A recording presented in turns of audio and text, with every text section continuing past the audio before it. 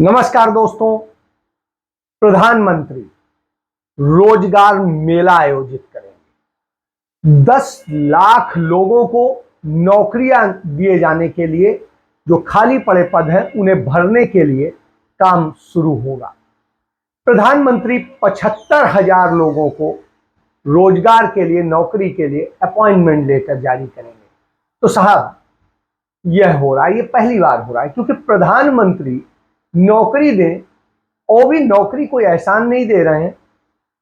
नौकरियां 65,000 से 65 लाख से अधिक पद केंद्र सरकार में खाली है, और देश भर के तमाम राज्यों की सरकारों को, डबल इंजन की सरकारों का जोड़ ले तो हिंदुस्तान के अंदर 1 करोड़ से अधिक पद खाली पड़े हुए हैं। बावजूद इसके उन्हें भर्ती नहीं किया जा रहा है। वहां पर कॉन्ट्रैक्ट में लोग रख करके और किस तरह से चलाया जा रहा है, जिससे पद लगातार खत्म हो, और ये पद लगातार खत्म होते जा रहे हैं।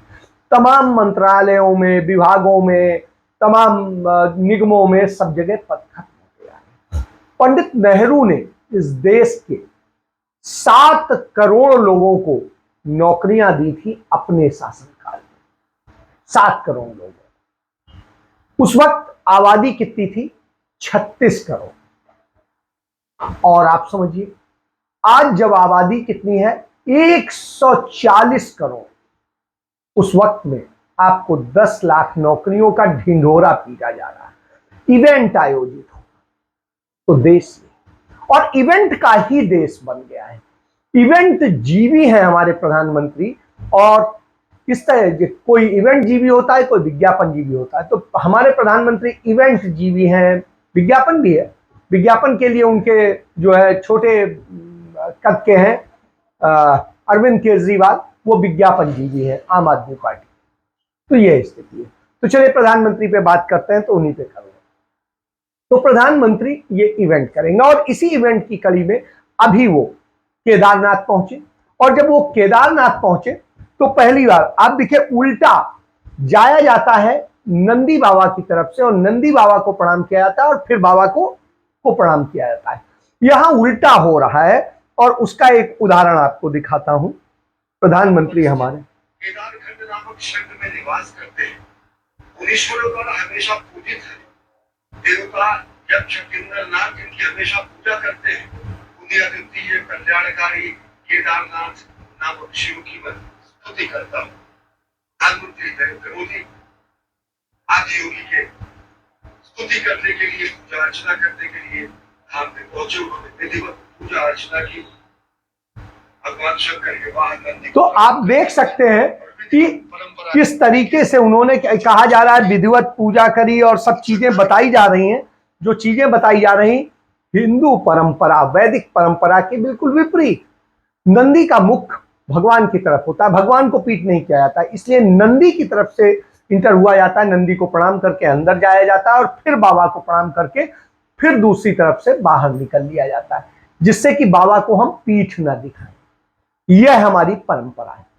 लेकिन हमारे प्रधानमंत्री चूंकि इवेंट जीवी हैं, तो बगैर कैमरे के नहीं जा सकते, और यदि ये पीछे जाते तो पीछे से तो उनका तस्वीर नहीं आती ना। तो उनकी तस्वीर कैसे आएगी, उसके लिए जरूरी था कि वो उल्टा चले, बाबा के पास जाएं, और वहां से निकलते हुए दिखाई दे कि हम नंदी के आ रहे। मतलब जो चीज बाद में होती है वो पहले, और जो पहले होती है वो बाद। तो ये है। तो ये, और उसके बाद कहते हैं कि हम विधि के जो हिंदू मैथोलॉजी में है उसके हिसाब से कर रहे हैं। तो ये इवेंट जीवी है, और उसका पूरा वो। चलिए, ये तो मैंने एक चीज बताई। आ जाता हूं मुद्दे पे, आ जाता हूं। मुद्दा ये है कि प्रधानमंत्री की बात छोड़िए, अभी स्थितियां क्या है। स्थितियों को देखिए। भारत इस साल अत्यधिक जो है स्थितियां खराब है, और भारत की हर स्थिति खराब। क्यों खराब है? क्योंकि हमारी सरकार का, हमारे प्रधानमंत्री का ध्यान किस चीज पे है? कभी केदारनाथ, कभी बद्रीनाथ, कभी कोई और नाथ, कभी काशी विश्वनाथ, कभी महाकाल लोक, तो कभी कुछ और, ऐसे ऐसे करके वो जो तमाम सारे ड्रामे रचते हैं, उन ड्रामों के कारण सारा ध्यान, पैसा, सब कुछ उसमें हो रहा है। अब दीपावली पर वो दीप जलाएंगे जाकर के, कहां? अयोध्या। अब अयोध्या में दीप जलाएंगे तो साहब किसी ने उनसे कहा कि दीपावली नाम है, और दीपावली मतलब दीप अली, तो अली तो मुसलमान नाम है, इसको बदल दीजिए, दीप बाती कर दीजिए, कुछ और कर दीजिए, ये हटाइए। तो अब साहब अब इस पर मंथन होने चला है कि दीपावली को कैसे चेंज किया जाए। तो दिवाली हो या दीपावली हो, वो अली आ जा रहा है। बड़ी समस्या है इस बात को लेकर। तो प्रधानमंत्री इसको लेकर बड़े परेशान, क्योंकि हमारे यहाँ जो लोकतंत्र है वो असल में मूर्ख तंत्र बन गया है, और इस पर पूंजीवाद का नियंत्रण हो गया है। अब पूंजीपति हमारे प्रधानमंत्री को चलाते हैं, लेकिन यही काम जब ब्रिटेन में करने की कोशिश की गई तो ब्रिटेन की प्रधानमंत्री को 45 दिन के भीतर इस्तीफा देना पड़ गया, और इस कारण से अब सारी चीजें बिल्कुल हिली हुई। तो ये देखिए, उन्हें देना पड़ गया इस्तीफा और माफी मांगनी पड़ गई कि मैं जिन उद्देश्यों के कारण मुझे वो दिया गया था मैं उन्हें पूरा नहीं कर पा रही हूं, उसके लिए माफी चाहिए। लेकिन हिंदुस्तान में क्या कोई माफी मांगेगा? शायद कभी नहीं, क्योंकि हिंदुस्तान मूर्खों का देश, और इन्हीं मूर्खों के में आपसे बात करता हूं। यदि मूर्ख नहीं होते तो आप समझ लीजिए क्या होता। तो स्थितियां क्या है आज यहां पर? तो मूर्ख पंडित नेहरू है कि उन्होंने समझा नहीं किस तरह के इवेंट आयोजित कीजिए, इन इवेंट्स से आपकी सरकार बनती है। आप अरविंद केजरीवाल की तरह से विज्ञापन जीवी बनिए आम आदमी पार्टी के तरीके से। जब विज्ञापनों के जरिए आप काम कुछ भी करें ना करें, लेकिन विज्ञापन दिखने चाहिए चैनलों पे, अखबारों पे, सब जगह। तो जब भी जो मीडिया का साधन था उस पर उन्हें विज्ञापन चलाने चाहिए थे, वो तो देश बनाते रह गए। तो ये मूर्खता का काम किया। उन्होंने कहा कि नहीं, कि मंदिर, असली मंदिर तो वो है जिनसे हर व्यक्ति का जीवन चलता है। हम बड़े बड़े बांध बनाएंगे, खाद के कारखाने बनाएंगे, आधुनिक तमाम सारी चीजें करेंगे, ऑर्डिनेंस फैक्ट्रीज बनाएंगे, दूसरे और पीएसयूज खड़े करेंगे, और इससे देश को आत्मनिर्भर बनाएंगे। आत्मनिर्भर बना दिया तो अब वही जो लोग आत्मनिर्भर बने आपके उससे, वो आज आप पर हमला बोल रहे हैं। तो नेहरू जी के इन सब चीजों का, और नेहरू जी ने तीसरा विश्व युद्ध रोकने के लिए जो कबूतर छोड़े और वो छोड़े, आज उसको बिल्कुल किस तरह से कहा जाता है, कभी कबूतर छोड़े जाए, आज चीता छोड़ रहा है। सोचिए, आप चीता छोड़ रहा है। तो ये स्थिति है। मंदिर बन रहे हैं, मस्जिद बन रहे हैं, ये बन रहे हैं, वो बन रहे हैं, क्या बन रहे हैं पता नहीं, लेकिन देश नहीं बन रहा। देश बर्बादी में जा रहा है। 83 रुपए का $1 हो गया है, और ये लगातार बढ़ना है। इसके अलावा देश महंगाई से, बेरोजगारी से, सब चीजों से किस तरह जो है वो हो रहा है, इसके लिए बताने की बार बार जरूरत नहीं है कि 80 करोड़ बेरोजगारों का देश है, और दुनिया का सबसे बड़ा बेरोजगार देश हिंदुस्तान, दुनिया का सबसे बड़ा भूखमरा देश हिंदुस्तान। यहां लोगों के पास में एक वक्त की रोटी खाने के लिए नहीं। तो इसलिए प्रधानमंत्री जो उस पर कृपा कर रहे हैं नरेंद्र मोदी कि साहब सरकार के पैसे से, हमारे आपके पैसे से उन्हें 5 किलो अनाज दे रहे। तो आप समझिए, आपके पैसे से ये होता है। वहीं क्या हो रहा है ब्रिटेन में? ट्रास अपनी नाकामियों के लिए, जो लिज ट्रास वहां के प्रधानमंत्री, अपनी नाकामियों के लिए विंस्टन चर्चिल को जिम्मेदार नहीं ठहरा रही। वो जैसे हमारे यहां नेहरू जी को हर नाकामी के लिए जिम्मेदार ठहराया जाता है, तो ये नहीं हो रही। वो इस्तीफा दे रही और माफी मांग रही। तो उन्होंने 45 दिन में जब इस्तीफा दिया तो माफी मांगते हुए कहा कि जिस मैंडेट के लिए जनता ने उन्हें चुना था वह उन्हें पूरा नहीं कर सकी। जबकि कुछ देशों में तो कई महीनों तक, इतने दिन तक तो प्रधानमंत्री का स्वागत ही, सत्कार होता रहता है। प्रधानमंत्री बन गए, मुख्यमंत्री बन गए, यहां आ रहे हैं, वहां आ रहे हैं, आज ये हो रहा है, वो हो रहा है, समझ लीजिए। तो तरस इस बात पे आता है कि नेता जो झूठ बोल रहे हैं वो बोल रहे होंगे, अपने भाषण दे रहे होंगे, लेकिन उनके आधारहीन बेसिर पैर के जो भाषण हैं उन पर जनता हमारी ताली बजाती है। इससे पता चलता है कि वो मूर्ख नहीं, महामूर्ख। और जब महामूर्ख हो तो उस स्थिति में तो देश की बर्बादी का बिल्कुल कुछ कहने की जरूरत नहीं कि क्या होगा। और ऐसी स्थिति में ही राहुल गांधी दिखाई देते हैं। क्यों दिखाई देते हैं? क्योंकि एक सच की ओर। तो जिस तरीके से चरित्र को देखने की जरूरत है, नजरिया है, और राहुल गांधी का अपना अलहदा नजरिया है। वो विकृत नहीं है, वो मानसिक रूप से किसी चीज से ग्रसित नहीं है, वो स्वच्छ दिमाग से सोचते हैं और करते हैं। वो जनहित की बात सोचते हैं और लोकहित की बात सोचते हैं, उसी तरह जैसे कभी नेहरू सोचा करते थे। तो आप समझिए, वो बनाने की सोचते हैं, बिगाड़ने की नहीं। वो रोजगार देने की सोचते हैं, कहानियां नहीं सुनाते। तो ये समझिए, यह हिंद स्वरूप। और गांधी जी ने मेरे सपनों का भारत, जो गांधी जी ने 1910 में लिखा था, उसमें जो आजाद भारत को उन्होंने, उनका जो सपना था कि कैसे जनतंत्र और बहुदलीय व्यवस्था होगी और किस तरीके से देश के लोगों को आजादी का एहसास होगा और जो भी कोई सत्ता से लेके सबके लिए बोल सकेगा, कर सकेगा और सच होगा। उन्होंने एक पार्टी दो पार्टी का सिस्टम नहीं बनाया, उन्होंने हिंदू मुस्लिम का भी सिस्टम नहीं बनाया, उन्होंने किसी जातियों का सिस्टम भी नहीं बनाया। उन्होंने कहा सबके लिए होना चाहिए। बापू को गोलियों से मार दिया गया, क्यों? क्योंकि उन्होंने गलत चीजों का विरोध किया था। पंडित नेहरू का चरित्र हनन को करने की कोशिश लगातार अनथक होती रहती है, आप समझ लीजिए। इसके बाद में श्रीमती इंदिरा गांधी ने जब देश को संभालने का किया, एक सूत्र में बांधने को किया, तो तमाम अलगाववादी लोगों ने मिलकर के उनकी हत्या करा दी। राजीव गांधी ने जब दुनिया में शांति को स्थापित करने के उद्देश्य से सारे काम किए और किस तरीके से शांति स्थापित करने पे काम किया, तो उन्हें मार दिया गया, वो भी शहीद हो गए।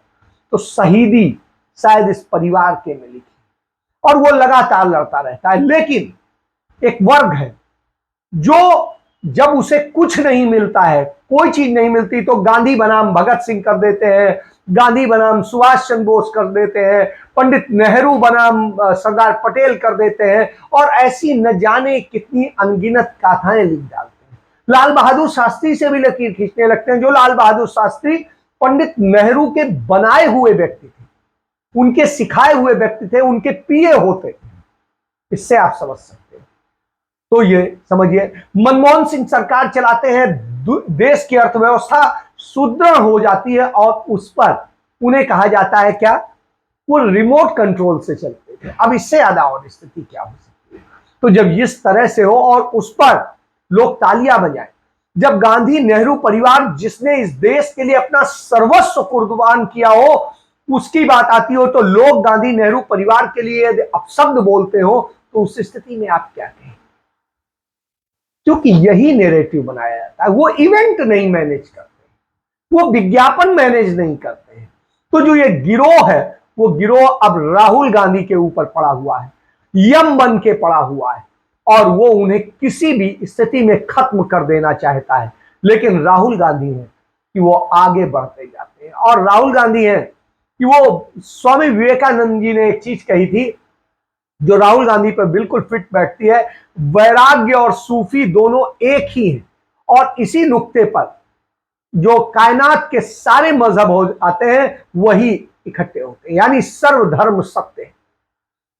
अब भी याद आता है कि 4 जून 2017 को राहुल गांधी ने बोला था कि आरएसएस के खिलाफ जद्दोजहद के लिए गीता उपनिषद जानना जरूरी है, और राहुल ने बताया था कि इन दोनों किताबों को वो लगातार पढ़ रहे हैं, और पढ़ करके उन दोनों को उन्होंने 5 सालों में गीता उपनिषद और ये सब पढ़ करके उनके चेहरे पर आपको वह नूर दिखता है।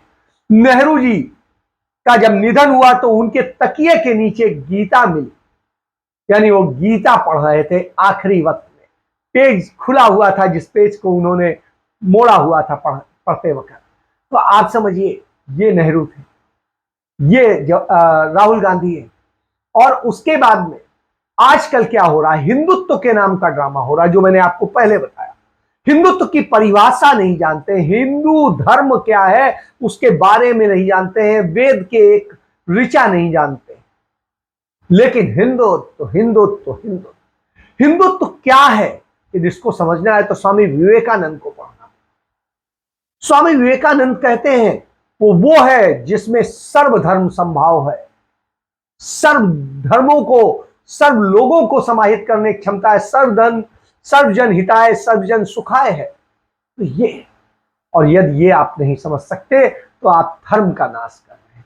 वही झूठ बोलकर कहीं पे जो है कि हमारा शिक्षा का मॉडल है, कहीं पर हमारा कि मॉडल है उसका क्या कहा जाता है, स्वास्थ्य का मॉडल है, और स्थिति है कि आपके अस्पतालों में डॉक्टर नहीं है, स्कूलों में टीचर्स नहीं है, प्रिंसिपल नहीं है, वाइस प्रिंसिपल नहीं है, और आप मॉडल बताते हैं। बर्बाद कर दिया आपने शिक्षा, लेकिन विज्ञापन के आधार पर आप उसका गुणगान करते हैं। तो ये अरविंद केजरीवाल का चेहरा है। वहीं राहुल गांधी जनता के बीच जुड़ रहे हैं, जनता के बीच जा रहे हैं, जनता उनके पास आ रही है। महिलाएं हो, बच्चे हो, लड़कियां हो, बुजुर्ग हो, सब उन पर भी यकीन करते हैं। क्यों यकीन करते हैं? क्योंकि जानते हैं कि वो सद्भाव और शांति के प्रतीक बन के निकले हैं, वो जोड़ने के प्रतीक बन के निकले हैं, वो लूटने वाले नहीं है। जिस तरीके से आज आबरू लूटी जा रही है डबल इंजन की सरकारों में, तो डबल इंजन की सरकारों में सर्वाधिक महिलाएं असुरक्षित हैं, यह एक सत्य है। और जब यह सत्य हो तो निश्चित रूप से चिंता करनी पड़ती है। तो किसी एक ने कहा कि वर्तमान समय में पूरा भारत बिखर गया है, विभिन्न रूपों में बिखरा है, इसलिए भारत को जोड़ने के लिए राहुल गांधी ने भारत जोड़ो की मुहिम चलाई है और इसका समर्थन होना चाहिए। तो आप समझिए, जिस तरीके से ये यकीन है, अपनापन है, ये तभी मिलता है जब आप कुछ डिलीवर करते हैं, नहीं तो झूठ के पांव जो है पालने में ही। तो आप समझिए, पालने में दिख रहा है कि आप नफरत फैलाने निकले थे और वो जोड़ने निकला है। आप इवेंट मैनेज करते हो, आप विज्ञापन बनाते हो, वो विज्ञापन खुद बन जाता है, अपने आप में इवेंट बन जाता है, क्योंकि वो गांधी है, वो नेहरू का परिवार से, तो उसका खून उसको बड़ा बना देता है, क्योंकि उसने सदैव बड़ा किया है, बड़ा सोचा है और देश के लिए सोचा है। वो आप में और उसमें यही अंतर है, क्योंकि आप इवेंट के जरिए कुछ जोड़ते नहीं हो, बर्बाद करते हो, और वो इवेंट के जरिए जोड़ता है, और चूंकि वो जोड़ता है इसलिए इवेंट का बन जाता है, नहीं तो वो इवेंट नहीं बनाता, वो प्रचार नहीं करता है, क्योंकि वो राहुल गांधी, वो सूफी भी है और वो संत भी है। वो जब मंदिर जाता है तो लगता है कि वाह, क्या ब्राह्मण स्वरूप है, जो विशुद्ध ब्राह्मण, ये आज वाले ब्राह्मण नहीं। और जब वो मस्जिद जाता है तो लगता है कि मौलाना है, जब वो गुरुद्वारे जाता है तो लगता है वाह, सच्चा सिख, जब वो चर्च जाता है तो लगता है वाह, सच्चा ईसाई। तो वही है, आप बहरूपिया बन के जाते हैं, और वो बहरूपियापन आपने आज फिर दिखाया केदारनाथ, और अभी आगे कहां कहां दिखाएंगे, पहले भी दिखाते रहे। तो बहरूपियों से बचिए, सावधान होइए, सच को पहचानिए, जानिए, नहीं जानिएगा तो ऐसे ही इवेंट आयोजित होंगे और आपको नौकरी की भीख दी जाएगी। हक से नौकरी नहीं मिलेगी, योग्यता से नहीं मिलेगी, आप भीख से नौकरी पाएंगे, काम पाएंगे। फैसला आपका। जय हिंद, जय भारत, वंदे मातरम।